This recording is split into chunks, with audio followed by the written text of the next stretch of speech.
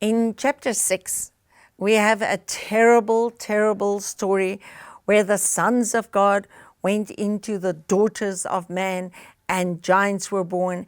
And people have doctrines that they say these were angels that had intercourse with the daughters of man, whereas the Bible says in Hebrews, never has God called an angel a son. So these were not angels. Jesus came and he told a parable about 7 sons. And this woman that was married to the first son, the man died and she married the second one and she married the second one and they died in succession. This is also a parable on humanity. 7 means God is working on the earth. And they came and they said, in the afterlife, whose wife is she? Because she had 7 husbands. He said, there, you will not be married. You will be in the state of angels. They do not marry and they are not given in marriage. So this is a picture of the fallen state of humanity. He keeps on marrying and marrying and marrying, and it's all about the bride. But at the end, there is no more male or female because we'll all be in Christ. Now, the sons that had intercourse with the daughters is explained here in chapter 4. Adam knew his wife again, and she bare a son and called his name Seth. Seth means compensation.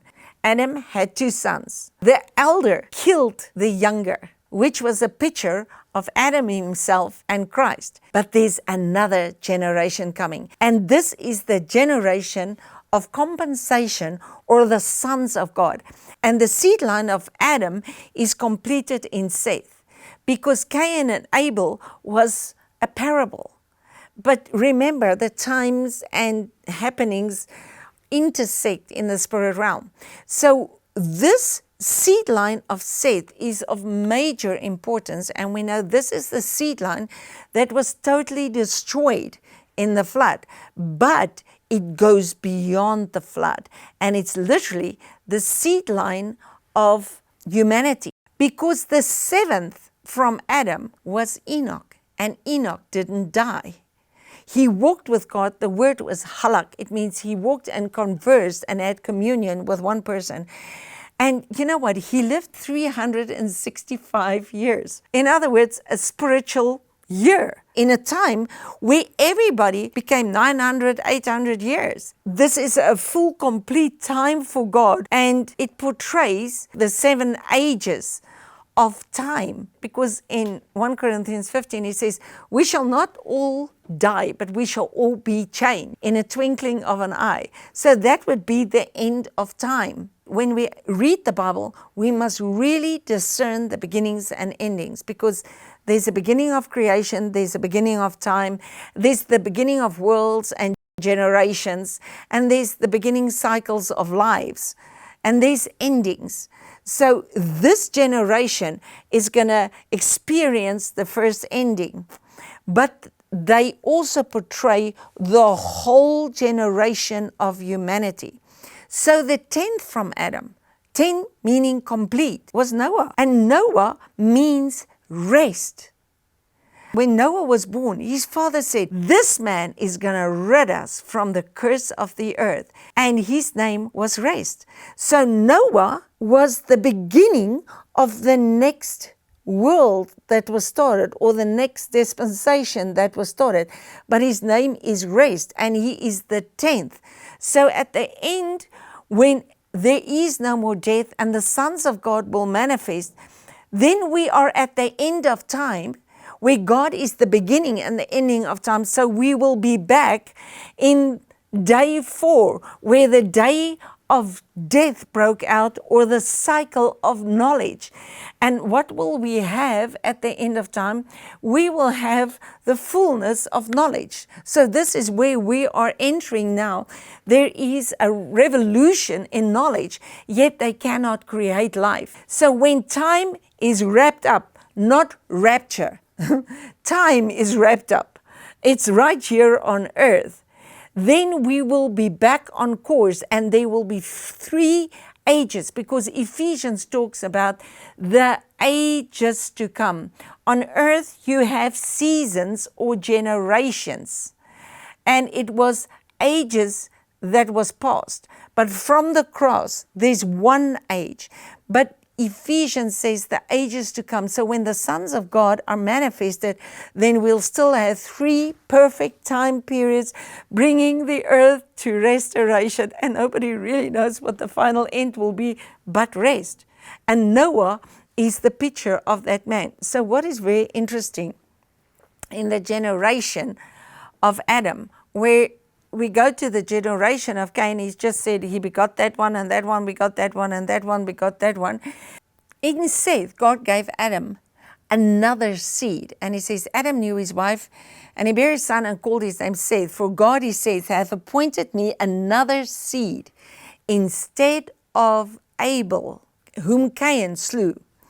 And to Seth, to him also there was born a son, and he was called Enos. Enos actually also means man.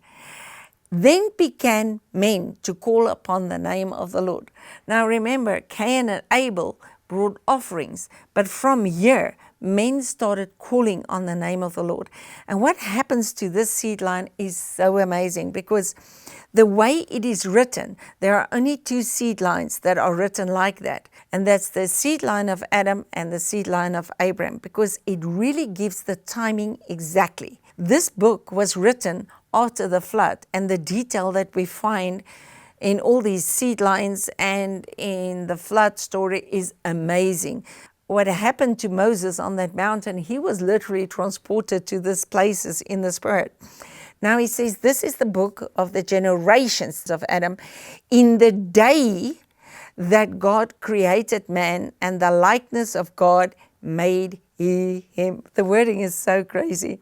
Male and female created he them, and blessed them, and called their name Adam in the day when God created them. He's talking about the creation day here. Verse 3 starts dealing with a fallen day, because here we find the generations.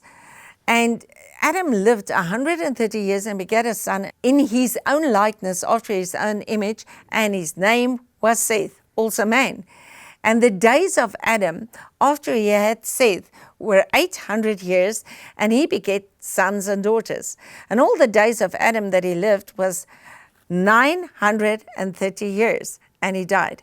And so it goes on. It is so interesting to read this. If you write this all out, you will see Adam was actually alive when Terah, Noah's father, was born, because these people all died in a day. And in time, a spirit day is 1,000 years. When God said to Adam, in that day you'll die, he immediately died spiritually, but it took him nearly 1,000 years because he had to die in that day. And of course, the oldest of them was Methuselah. And Methuselah lived 996 years.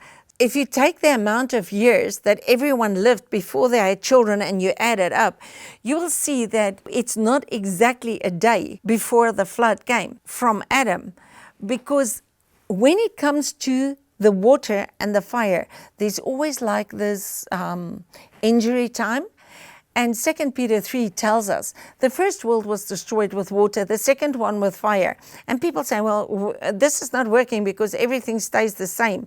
And they confuse the times as from the beginning to the fathers. It's totally a confusion. And he says it there that these people are willingly ignorant.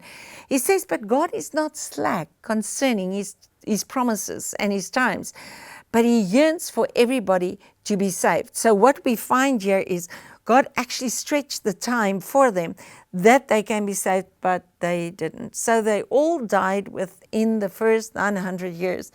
All these patterns are set in the heavens. If we look through all these years, it's so interesting. Adam lived 930 years. Seth lived 912 years. Enos, the third one, lived 905 years. Canaan lived 910 years. Mahalalel, he lived 895 years.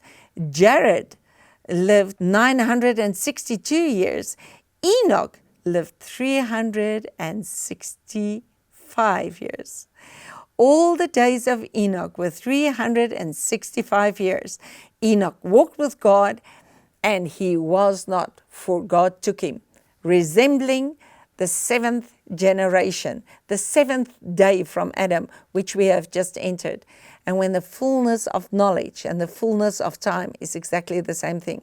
And then came Methuselah, who lived 969 years. And his father was Lamech. Lamech lived 770 years and he died. And Noah was 500 years old when Noah begat Shem, Ham, and Japheth. When Noah was born, his father called his name Noah, saying, "This man shall comfort us concerning our work and toil of our hands, because of the ground which God has cursed." In other words, he's going to bring us to a total thing where the curse is totally lifted. And the flood was only the first portion of it. But this picture goes on right to the end, which is rest. There remains a rest for the people of God. Now, the problem with this is when these sons of God mixed with the daughters of man. He says it came to pass when men began to multiply on the face of the earth, and the daughters were born unto them. Who was these men? This was the generation of Cain that went down. That the sons of God, who was these people, this was the seed line of Seth, not angels. Nowhere here has God talked about angels. In Job, he says the sons of God came before God. Why? In the first world, the spirit that hovered over the waters was the heavenly elements, and God was there amongst them. The sons of God saw that the daughters of men, and they were fair, and they took them wives, all of them. And the Lord said, "My spirit," this spirit that hovered over the waters, "shall not always strive with men, for that he also is flesh, yet his days shall now be 120. And from Noah we see it goes down to 120. So you can know how far under God's plans and purposes we live, because life expectancy in some countries at the moment are 30. Some are 60. In South Africa, I think it's more about 80. I think in America, it's more 90 to 100. And we are still so far under the mark. But it's going to change because everything is changing. Now, when Moses was in the desert, he cried to God and he said, "What is wrong? We're in a desert. The people are 70 and the strong ones might become 80. Now that reveals to us that we are actually not at the mark yet, because the seventh from Adam will not die anymore. Now, when these two seed lines mixed, there were born giants. Now, all of the Old Testament, we read about these giants that were called Nephilims.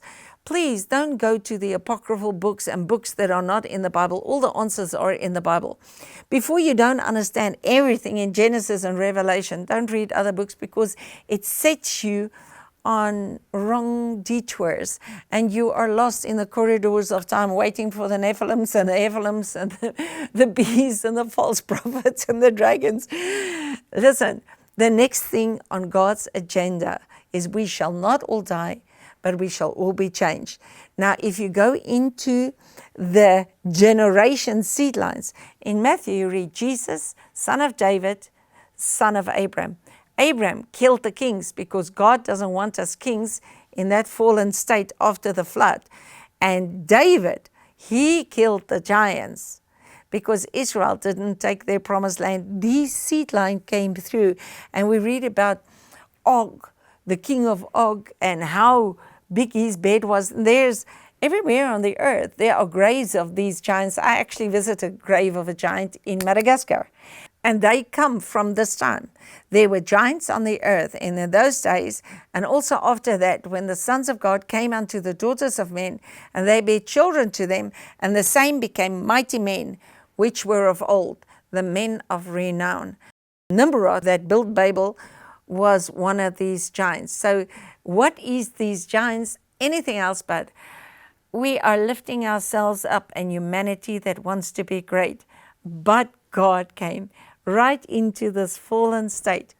So this world was ended because God said, my spirit cannot forever strive on the outside of man. I have to get my spirit inside. So what he did is he destroyed the whole first generation, but the generation pattern still works. And then he started with a new man, Noah. And he had to start with a fallen man. So the first thing Noah did is revealed his nakedness. But from this point on, the world started, which was going to be the preparation for the body that would be indwelt with the Spirit of God to bring redemption back to mankind.